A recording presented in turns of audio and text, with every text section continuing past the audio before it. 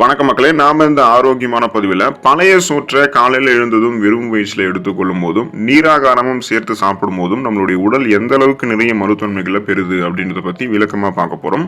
நொதிக்க வைக்கப்பட்ட பழைய சாதமும் அதன் நீரும் நம்முடைய தலைமுடி மற்றும் சரும ஆரோக்கியத்தையும் அழகையும் மேம்படுத்தும் அப்படின்றது நமக்கு தெரியும். ஆனால் அது நம்மளுடைய உடலுக்கும் ஆரோக்கியம் அப்படின்றது நம்மளுக்கு தெரியுமா? இப்போ நீங்கள் தெரிஞ்சுக்கோங்க. ஏன்னா பழைய சோறு சாப்பிட்டா உடல் சோம்பேறித்தனமாகும், எடை கூடும் அப்படின்னு நிறைய கட்டுக்கதைகள் எல்லாம் சொல்லுவாங்க. அதெல்லாம் உண்மை கிடையாதுங்க மக்களே. உண்மையில பழைய சோறும் புளிச்ச தண்ணீருமே நமக்கு நிறைய மருத்துவ நன்மைகளை கொடுக்கும். அந்த நன்மைகள்லாம் என்னென்ன, அந்த நன்மைகளுக்கு காரணமாக இருக்கக்கூடிய ஊட்டச்சத்துக்கள்லாம் என்னென்ன அப்படின்றத பத்தி ஒவ்வொன்றா தெளிவாக விளக்கமாக பார்க்கலாம். அதை பத்தி பார்க்கறதுக்கு முன்னாடி இந்த வீடியோக்கு மட்டும் ஒரு லைக் கொடுத்துட்டு இந்த தகவலை உங்களுக்கு தெரிஞ்சவங்களுக்கும் ஷேர் பண்ணிடுங்க. ஏன்னா இது அவங்களுக்கும் பயனுள்ளதாக இருக்கக்கூடிய ஒரு ஆரோக்கியமான பதிவு தான். சரி வாங்க மக்களே, இப்போ வீடியோக்குள்ள போயிடலாம்.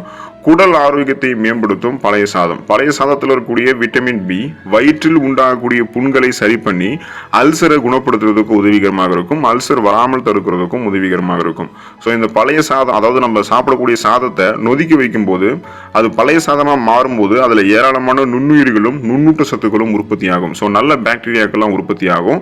இது நம்முடைய உடல்ல pH அளவை மேம்படுத்துவதோடு குடல்லையும் நல்ல பாக்டீரியாக்களுடைய உற்பத்தியை ஊக்குவிக்கிறதால செரிமானம் தொடர்பான பிரச்சனைகள் நமக்கு எதுவுமே இருக்காது. நம்ம உணவு சாப்பிடுவோம், அந்த உணவுகள் எளிமையாகவே செரிமானமாகப்படும். அதில் இருக்கக்கூடிய ஊட்டச்சத்துக்கள் உறிஞ்சப்பட்டதுக்கு அப்புறம் கழிவுகள், அந்த கிருமிகள், அது எல்லாமே நம்மளுடைய உடல்ல இருந்து வெளியேறிடும். ஸோ குடல் இயக்கம் இதன் மூலமாக சிறப்பாக இருக்கும். ஆகையால நம்ம பழைய சாதத்தை நம்மளுடைய உணவுகளை சேர்த்துக் கொள்ளும் போது செரிமானம் நமக்கு ஆரோக்கியமாக இருக்கும், குடல் இயக்கம் எல்லாம் நன்றாக இருக்கும், எந்த விதமான செரிமானம் சார்ந்த பிரச்சனையுமே நமக்கு இருக்காது. மலச்சிக்கலை தீர்க்கும் பழைய சாதம் நம்முடைய வயிற்றில் இருக்கக்கூடிய ஆரோக்கியமான பாக்டீரியாக்களை ஜீரண சக்தியை மேம்படுத்த செய்வதோடு ஆரோக்கியமான குடல் இயக்கத்திற்கும் பழைய சோறு உதவிகரமாக இருக்கும். பழைய சாதம் மிகச்சிறந்த மலம் விலக்கியாக செயல்படுவது. நம்மளுடைய மெட்டபாலிசம் இருக்குங்க இல்லையா, அந்த வளர்ச்சிதை மாற்றத்தை அதிகப்படுத்தி குடல் இயக்கங்களை சீராக வைக்கிறதால சீரற்ற குடல் இயக்கம், கடுமையான மலச்சிக்கல், அஜீரண கோளாறு, வயிற்று பிரச்சனை, வாயு கோளாறு, வயிற்று வலி, வயிற்று பொறுமல், வயிற்றுப்போக்கு என எந்த பிரச்சனைகளையும் வராமல் தடுக்கிறதுக்கு நமக்கு பழைய சாதம் ரொம்ப ஹெல்ப் பண்ணும். ஸோ மலச்சிக்கல் அது நமக்கு சரி பண்ணிடும். தலைமுடி மற்றும் சரும ஆரோக்கியத்திற்கு ரொம்ப ரொம்ப நல்லது பழைய சாதம். நொதிக்க வைக்கப்பட்ட சாதம் மற்றும் அதனுடைய வடிகட்டிய நீர் தலைமுடிக்கும் சருமத்துக்கும் போதிய ஊட்டச்சத்து கொடுக்கிறதோடு சருமத்தை வயதான தோட்டத்திலிருந்து மாற்றி ஆரோக்கியமாக வைத்துக் கொள்வதற்கு உதவி செய்யுது.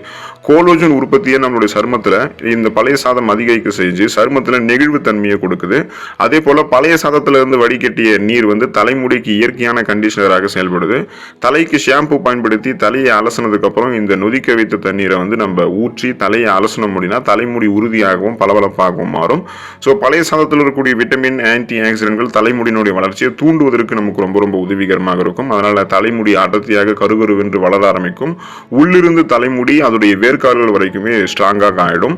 சருமம் சார்ந்த பிரச்சனைகளான முகப்பொரு தோன்றுவது, கரும்புள்ளிகள் தோன்றுவது, கண் கருவளையங்கள் ஏற்படுவது, இது எதுவுமே இருக்காது. முகத்தில் இருக்கக்கூடிய அந்த டெட் செல்ஸ், அந்த அழுக்குகள், கிருமிகள், இது எல்லாமே வெளியேற்றப்பட்டு சாஃப்ட் அண்ட் ஷைனிங் ஃபேஸ், மின்னக்கூடிய பளபளப்பான மிருதுவான சருமம் நமக்கு கிடைக்க ஆரம்பிக்கும். ஸோ சருமமும் தலைமுடி ஆரோக்கியமும் சிறப்பாக இருக்கிறதுக்கெல்லாம் நம்ம பழைய சாதத்தை எடுத்துக்கலாம். ஊட்டச்சத்துக்கள் நிறைந்தது இந்த பழைய சாதமும் நீராகாரமும். அதாவது பழைய சாதம் மற்றும் அதை ஊற வைத்த நீராகாரத்தில் அந்த புளிச்ச தண்ணீர்ல வழக்கமாக நாம் எடுத்துக்கொள்ளும் போது அரிசி உணவுகளை விட அதிகப்படியான ஊட்டச்சத்துக்களை அதனால் நம்ம பெற முடியும். சாதம் ஊற வைத்த தண்ணீர் சாதாரண தண்ணீரை காட்டிலுமே ஊட்டச்சத்துக்கள் நிறைந்தது. நல்ல நல்ல பாக்டீரியாக்கள் எல்லாமே அதில் இருக்கும். ஸோ வேக வைத்த சாதத்தை குறைந்தது 12 மணி நேரம் நொதிக்க வைக்கும் போது வழக்கமாக சாதத்தில் கிடைக்கக்கூடிய இரும்பு சத்துடைய அளவை விட 21 மடங்கு இரும்பு சத்து அதிகமாக கிடைக்கிறதாக ஆய்வுகள் குறிப்பிடுறாங்க. பொதுவாக 100 கிராம் அரிசி சாதத்திலிருந்து 3.4 மில்லிகிராம் அளவுக்கு இரும்பு சத்து நம்மளால பெற முடியும். இதுவே 12 மணி நேரம் நொதிக்க வைக்கப்பட்ட சாதத்தில் அந்த இரும்பு சத்தினுடைய அளவு 73.91 மில்லிகிராம் அளவுக்கு, கிட்டத்தட்ட 203% அதிகரிக்கிறதாக இருக்கும்.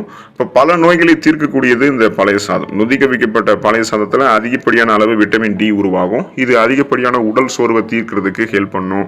அதோடு வயிற்றில் அமிலத்தன்மையும் வாயும் அதிகரிக்காமல் பார்த்துக்கொள்ளும் போது உடலை எப்போதுமே குளிர்ச்சியாக வைக்கும். ஸோ இந்த கோடை காலத்தில் நம்ம பழைய சாதம் எடுத்துக்கொள்ள வேண்டியது ரொம்ப ரொம்ப முக்கியம். ஏன்னா நம்மளுடைய உடல் வறட்சியாகாம ரெஃப்ரெஷ்மெண்ட்டாக, புத்துணர்ச்சியாக, நீரேற்றத்தோடு இருக்கிறதுக்கெல்லாம் நமக்கு பழைய சாதம் ஹெல்ப் பண்ணும். ஸோ கோடைக்கால பிரச்சனைகள் எதுவுமே நம்ம தாக்காது. அந்த அளவுக்கு நம்ம ஆரோக்கியமாக இருக்கிறதுக்கு பழைய சாதம் நமக்கு ஹெல்ப் பண்ணும். பழைய சாதமும் அதில் நொதிக்க வைக்கப்பட்ட தண்ணீரும் பார்த்தோம் அப்படின்னா அதிக அளவிலான பொட்டாசியம் சத்துக்களை கொண்டு இருக்கு. இது ஹை பிபி என்று சொல்லக்கூடிய ஹை பிளட் பிரஷர், உயர் ரத்த அழுத்தத்தை கட்டுப்படுத்துறதுக்கு உதவிகரமாக இருக்கும். நொதிக்க வைக்கப்பட்ட பழைய சாதத்திலிருந்து நாம் அதிகப்படியான செலினியம் மற்றும் மெக்னீசியத்தை பெற முடியும். இது இரண்டுமே ரெண்டுமே நம்முடைய எலும்புகள் உறுதியாக இருக்கிறதுக்கு ஹெல்ப் பண்ணும். அதாவது குழந்தைகள் ஆரம்பித்து இளைஞர்கள் தொடங்கி முதியவர்கள் வரைக்கும் அனைவருக்குமே எலும்புகள் வந்து ஸ்ட்ராங்காக இருக்கும். ஒரு 40 வயசுக்கு அப்புறம் கூட எலும்புகள் பலமாக இருக்கும். ஆஸ்டியோபோரோசிஸ், எலும்பு மெலிவு நோய், மூட்டு வலி, எலும்புருக்கி, முடக்குவாதம், எலும்பு மஜ்ஜைகளில் ஏற்படக்கூடிய பிரச்சனை என எந்த பிரச்சனையுமே நமக்கு எலும்புகள் வந்து இருக்காது. ஸ்ட்ராங்கான நம்மளுடைய எலும்பு அமைப்பு இருக்கும். உடலும் வலிமையாக இருக்கும். உடலுக்கு வந்து குளிர்ச்சியை தருவதோடு பழைய சாதம் வயிற்றை வந்து லேசாக வைக்கிறதுக்கு போல உணர வைக்கும். இதனால உடல் நாள் முழுவதுமாகவே சுறுசுறுப்பாக இருக்கும். ஸோ வெள்ளை அரிசியில மட்டும் கிடையாது, சிவப்பு அரிசி மற்றும் பிரவுன் ரைஸிலும் நம்ம வந்து பழைய சாதம் செய்ய முடியும். இதிலிருந்து இன்னும் கூடுதலான ஊட்டச்சத்துக்களை நம்மளால பெற முடியும்ன்றதை நீங்க தெரிஞ்சு வச்சுக்கோங்க. பழைய சாதத்தை செய்யறதுக்கு சரியான முறையில் எப்படி செய்யறதுன்றதை நீங்க தெரிஞ்சுக்கோங்க. பொதுவாக எப்படி நம்ம அளந்து கரெக்டாக பார்த்து சமைச்சாலுமே கொஞ்சமாவது நம்ம சாப்பிடக்கூடிய அந்த சாதம் வந்து மீந்து போயிடும். அல்லது பழைய சாதத்துக்காகவே சில பேர்லாம் கொஞ்சமா இன்னும் முன்னாடியே சேர்த்து வந்து வடிக்கிறது. வடித்த சாதம் நல்லா ஆறுனதுக்கு அப்புறம் அதை வந்து ஒரு மண் சட்டியில அல்லது பாத்திரத்தில் வந்து போட்டுட்டு மீண்டும் நிறைய தண்ணீரும் அதில் ஊற்றணும். ஒரு 1/2 ஸ்பூன் உப்பும் சேர்த்து கலந்து நம்ம மூடி வச்சிடணும். ஸோ இன்னைக்கு மதியம் வைத்த அந்த சாதமாக இருந்துச்சு அப்படின்னா மாலையில் தண்ணீர் ஊற்றி வைக்கலாம். மண் சட்டியில் வைக்கிறது இன்னும் நல்லது. நல்ல நல்ல பாக்டீரியாக்கள் இன்னும் அதிகமாகவே நொதிக்கப்படும். ஊட்டச்சத்துக்கள் முழுமையாக அதில் உருவாக ஆரம்பிக்கும். ஸோ இரவு முழுவதுமாகவே சாதம் வந்து அந்த நீரில் நொதிக்க ஆரம்பிக்கும். காலையில் எடுத்து பார்த்தோம் அப்படின்னா பழைய சோறு நம்முடைய காலை உணவுக்கு தயாராக இருக்கும். பழைய சோறுக்கு தொட்டுக்கொள்வதற்கு பெஸ்ட் காம்பினேஷனாக சின்ன வெங்காயம், பச்சை மிளகாயும் நம்ம பயன்படுத்திக்கலாம். நல்லா தண்ணீரில் ஊறி இருக்கக்கூடிய சாதத்தை கைகளால் பிசைஞ்சு தேவையான உப்பு சேர்த்து கரைத்து குடிக்கவும் செய்யலாம். சிலர் வந்து அந்த நீரை தனியாக வடித்து நீராகாரமாகவும் எடுப்பாங்க. அந்த சாதத்தில் தயிர் அல்லது மோர் சேர்த்தும் சாப்பிட்டு கொள்ளலாம். ஒரு முறை சாப்பிட்டு பழகணும் அப்படின்னா அதோடைய டேஸ்ட் வந்து நல்லா இருக்கும். ஸோ காலை உணவாக அடிக்கடி நம்ம அதை எடுத்துக்க ஆரம்பிப்போம். அதில் நிறைய நன்மைகளும் இருக்குது. அதனால் அதில் எடுத்துக்கிறதுல எந்த தவறும் கிடையாது. நிறைய மருத்துவங்களை பெற்று நம்ம நலமோடு வாழக்கூடிய வாய்ப்பு வந்து பெறுவோம். ஏன்னா நம்முடைய முன்னோர்கள் வந்து எவ்வளவு வசதியானவர்களாக இருந்தாலும் சரி, வயல்களில் வந்து வேலை பார்க்கிறவங்களாக இருந்தாலும் சரி, அவர்களுடைய தினசரி காலை நேர உணவாக பழைய சோறும் அதில் ஊற்றிய வந்து புளிச்ச தண்ணீரும் தான் இருக்கும். அதனால தான் அவங்க வந்து நீண்ட நாட்கள் உடல் ஆரோக்கியமாக இருந்திருக்காங்க. நீண்ட நாட்கள் ஆயுளோட வாழ்ந்திருக்காங்க.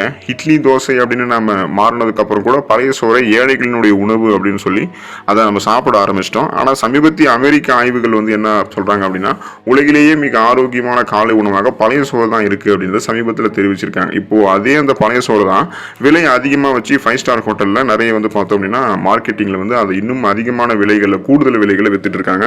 ஸோ இந்த 5 ஸ்டார் ஹோட்டலில் மண் பாத்திரங்களை வச்சு அதை வந்து பரிமாறுவாங்க. ஸோ மண் பாத்திரத்தில் இருக்கக்கூடிய பழைய சாதம் இன்னமும் நல்லது. பழைய சோறிலும் புளிச்ச தண்ணீரிலும் நிறைய மருத்துவமைகள் இருக்குன்றதை கண்டிப்பாக நீங்கள் இந்த வீடியோ பார்த்ததுக்கு அப்புறம் தெரிஞ்சிருப்பீங்க. ஸோ காலையில் எழுந்ததும் வெறும் வயிற்றில் பழைய சோறோ அல்லது நீராகாரமோ நம்ம எடுத்துக்கொள்ளலாம். ஏன்னா நம்ம எந்த உணவை வேணால் சமைச்சிடலாம். ஆனால் பழைய சோறு மட்டும் உருவாகிறதுக்கு பல மணி நேரங்கள் ஆகும். நம்ம சாதத்தை வந்து உப்பு கலந்து மூடி வச்சு அந்த வீணாக போன சாதத்தை வந்து மூடி வச்சுட்டு நம்ம தூங்க போயிட்டோம் அப்படின்னா மறுநாள் அது நமக்கு பழைய சாதமாக ரெடி ஆகிடும். அந்த பழைய சாதம் நமக்கு நிறைய நோய்களை வந்து குணப்படுத்தி மீண்டும் பல நோய்களை வந்து வராமல் தடுக்கும். ஸோ எந்த நோயுமே நம்ம அட்டாக் ஆகாமல் நலமோடு இருக்கிறதுக்கு தொடர்ந்து பழைய சாதத்தை சாப்பிட்டு அதில் இருக்கக்கூடிய மருத்துவமைகளை பெற்று நலமோடு வாழுங்க. அடுத்த பதிவில் மறக்காமல் சந்திப்போம். நன்றி மக்களே.